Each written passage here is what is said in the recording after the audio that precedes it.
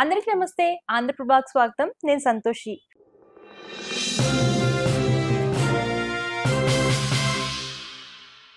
హరిహర వీరమల్లు ఇంకొక 2 రోజుల్లో రిలీజ్ కాబోతుంది. దీని గురించి మనతో వివరించడానికి ప్రముఖ రాజకీయ విశ్లేషకులు అలాగే ప్రొడ్యూసర్ నటికుమార్ గారు మనతో పాటు ఉన్నారు. ఆయన అడిగి పూర్తివివరాలు తెలుసుకుందాం.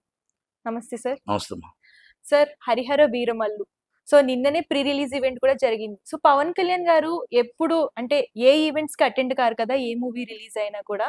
సో అంటే ఆయనే స్వయంగా రావడం ఏ విధంగా చూడొచ్చు అంటే సినిమా ఎలా ఉండబోతుంది? ఆల్రెడీ ట్రైలర్ మంచి హైప్ వచ్చింది. సో పుష్ప 2 కూడా క్రాస్ చేసింది. దీని గురించి మీరు ఏమంటారు? అసలు ఎలా ఉండబోతుంది? సినిమాని క్రాస్ చేసింది, అవార్డులు కొట్టిందని నేను మాట్లాడిన కానీ పవన్ కళ్యాణ్ గారు ప్రతి ఈవెంట్ కి వస్తారు ఆయన సినిమాలకి.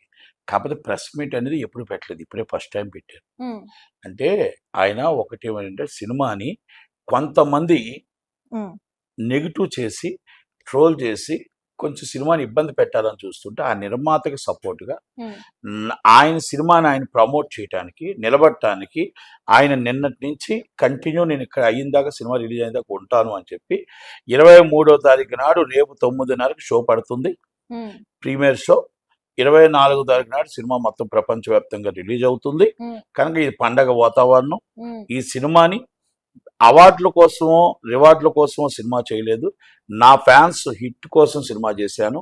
రీమేక్ అంటే నేను మొత్తం టోటల్గా ఓన్ మేకింగ్ సినిమా చేశాను కదా, ఆయన ఓన్ మేకింగ్ సినిమా చేశారు. ఎస్, ఈ రీమేక్ కాదు, ఈ సినిమా మంచి సబ్జెక్టు. ఆ సబ్జెక్ట్లోని మొత్తం టోటల్గా విషయం ఎలాగుంది, సినిమా ఏంటి, సినిమా ఎందుకు హిట్ అవుతుంది, ఇలాంటి సినిమా మనం ఎందుకు తీసాము అనేది కూడా వివరించారు. ఎందుకు డిలే అయ్యింది, కరోనా 2 times దెబ్బ తగిలింది, ఆ తర్వాత కొంచెం డిలే అవ్వాల్సి వచ్చింది, అన్నీ కూడా చెప్పుకుంటూ వచ్చారు. ఎక్కడ కూడా కొంతమంది అపోజిషన్ లీడర్స్, అపోజిషన్ వాళ్ళు కొంతమంది ఏదో ఇబ్బంది పెడదామని సోషల్ మీడియాలో ఎన్ని పెడుతున్నా, ఎన్ని ట్రోల్స్ చేస్తున్నా, ఎన్ని మొత్తం ఇబ్బందులు పెడుతున్నా, అదే ఏదో చిన్న లెటర్ తెలంగాణ ఛాంబర్లో ఒక స్మాల్ లెటర్ ఏదో ఆయన ప్రొడ్యూసర్ గారు ఏదో ఉంటారు, ఇంటర్నల్గా వాళ్ళు చూసుకుంటారు. ఆ లెటర్ని కూడా సోషల్ మీడియాలో పెట్టి దాన్ని కూడా మొత్తం సినిమా ఆగిపోతుందని చెప్పేసి ప్రచారం చేశారు. అన్నింటికి ఫుల్ స్టాప్ నేను పడిపోయింది. ఆయన అందుకే ప్రెస్ మీట్ పెట్టి ఆయన ప్రత్యేకంగా చెప్పుతూ, నాకు మంచి మనిషి, 3 సినిమాలు నాకు హిట్ ఇచ్చిన వ్యక్తి, నాకు మంచి మిత్రుడు, ఎన్నో హిట్ సినిమాలు ఇచ్చాడు, అనుభవంతుడు, మంచి టేస్ట్ ఉన్నవాడు. కనుక ఆయనకి సినిమా నేను దీనికి మొత్తం టోటల్గా ప్రొడక్షన్గా అండగా ఉండి మొత్తం సినిమా రిలీజ్ చేసేదాకా ఉంటాను అని మాటిస్తూ, అలాగే ఆయన ఏం చెప్పారంటే ఆయన మంచి వ్యక్తికి ఎంతో మందికి సేవ చేశాడు కాబట్టి ఆయనకి FDC చైర్మన్గా నేను సీఎం గారికి రికమెండ్ చేశాను. ఆయన ఇవ్వలేదు, రికమెండ్ చేశాను. ఆయన FDC చైర్మన్గా ఆయన రికమెండ్ చేశాను. నేను ఇది నా నిర్మాతగా నేను రికమెండ్ చేయలేదు, ఆయన ఎన్నో సినిమాలు తీశాడు, ఎంతో మంది హీరోలతో సినిమా తీశాడు అని ఆయన రికమెండ్ చేశాను అని చెప్పాడు. తప్పలేదు కదా దాంట్లో. చాలా మంది ఏదో ఒక సినిమా దాంట్లో పొలిటికల్ ఎలా మాట్లాడుతున్నావు అంటారు. ఆయన డిప్యూటీ సీఎం అండ్ హీరో, ఆయన ఉన్న అభిప్రాయాన్ని చెప్పాడు.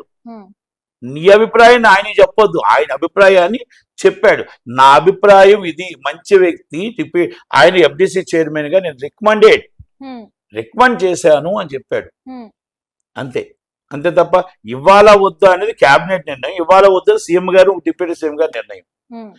అది మా మొత్తం టోటల్గా మా ఛాంబర్లకి వాటికి చాలా మంది సినిమా వాళ్ళకి ఏం అభ్యంతరాలు ఉంటే ఆ అభ్యంతరాలన్నీ నిర్భయంగా తిరుగుపరచవచ్చు. ఎందుకంటే ఆయన ఆలోచన, ఆయన మీద మంచితనంతో ఆయన చెప్పాడు కదా. సినిమా హరిహర వీరమల్లు ప్లాపులు హిట్లు ఉండవు. ఎందుకంటే పవన్ కళ్యాణ్ గారికి హిట్ ప్లాపులు యావరేజ్లు ఉండవు. ఫ్లాప్ అయినా హిట్ అయినా అదే అదే కలెక్షన్ లోనే ఉంటాడు ఆయన. అభిమానులు అలాగే చూస్తారు, అభిమానులు ఆ ఓపెనింగ్స్ అలాగే ఉంటాయి.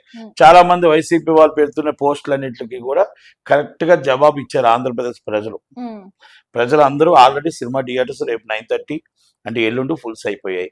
ఒకటి. రెండోది బాయ్కాట్ వైసీపీ అని చెప్పారు. వైసీపీ వాళ్ళు బాయ్కాట్ అని చెప్పేది ఈ సినిమాకి, ఉమ్. ఏదో రఘురామకృష్ణరాజు గారు మాట్లాడారని. అదే సార్, అంటే ఈ మధ్య కాలంలో చూస్తున్నట్లయితే సినిమా ఈవెంట్స్ లో పొలిటికల్ టాపిక్స్ వస్తున్నాయి కదా, దీన్ని ఏ విధంగా చూడొచ్చు ఆయన అంటే? ఆయన పొలిటికల్ లీడరే కదా, ఉమ్, ఆయన పొలిటికల్ లీడర్ కాదని చెప్పట్లేదే, డిప్యూటీ సీఎం కాదని చెప్పట్లేదే. ఉమ్, కానీ నేను నేను బతకడానికి, నా భార్య పిల్లలు పోషించుకోవడానికి, జీతాలు ఇచ్చుకోవడానికి నేను సినిమా తీసుకోవాలి కదా అని అడిగాడు ఆయన. ఉమ్,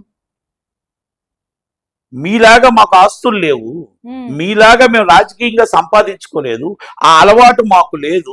ఉమ్, డైరెక్ట్ గా చెప్పనికే చెప్పాడు. కష్టపడితే డబ్బు వస్తుంది, నేను కష్టపడి షూటింగ్ చేస్తే డబ్బు వస్తుంది, కష్టపడి షూటింగ్ చేస్తే నా పిల్లల్ని పోషించుకోగలుగుతాను కదా, ఉమ్, అందుకే నేను ఉద్యోగం చేసుకుంటున్నాను. అంటే ఉద్యోగం అంటే నా వృత్తి అంటే నేను హీరో. ఉమ్, ఎస్, జాబ్, నా జాబ్ నేను చేసుకుంటూ రాష్ట్ర ప్రజల్ని కాపాడుకుంటూ రాష్ట్ర ప్రజలకి నేను డ్యూటీ చేస్తున్నా ఉమ్, కదా. ఉమ్, దేశ ప్రజల కోసం నా ప్రాణమైన అర్పిస్తా, దేశ ప్రజల కోసం నిజాయితీగా ఉంటా. నాకు ఒక్క రూపాయి కూడా మీ రాజకీయాలు నాకు వద్దు, ఉమ్, కానీ నేను కష్టపడిన సొమ్ము నా భార్య బిడ్డలు పోషించుకోవడానికి నాకు కావాలి కదా ఉమ్, అని అడిగాడు. తప్పే ఉంది దాంట్లో? వాళ్ళకేం రాజకీయాలకు అవసరం లే, ఉమ్, వాళ్ళకి రాజకీయం ఉంటే చాలు. ఈ చేత్తో సంపాదిస్తుంటారు. మాట్లాడిన వాళ్ళు మాత్రమే చెప్తున్నా, ఉమ్, మాట్లాడిన వాళ్ళకి సమాధానం చెప్తున్నా. ఉమ్, అది పవన్ కళ్యాణ్ గారికి నైజం అది, కనుక అందుకే ఆయన చెప్పాడు. ఉమ్, అది రఘురామకృష్ణరాజు గారికి ఒక బాధ ఉంది, ఉమ్, ఒక బాధ ఉంది, కక్ష ఉంది. ఆయనకి మైక్ ఇచ్చాం, మైక్ ఇస్తాడు సినిమా ఇండస్ట్రీ. ఆయన ఏం చెప్పాడు?